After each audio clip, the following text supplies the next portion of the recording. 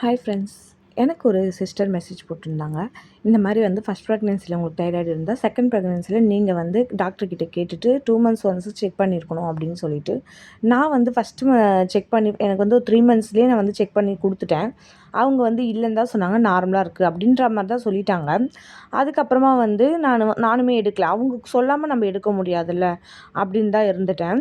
இதை பற்றி நான் ஹாஸ்பிட்டலில் மறுபடியும் போய் நான் கேட்டேன். வேறு ஒரு டாக்டர் தான் இருந்தாங்க.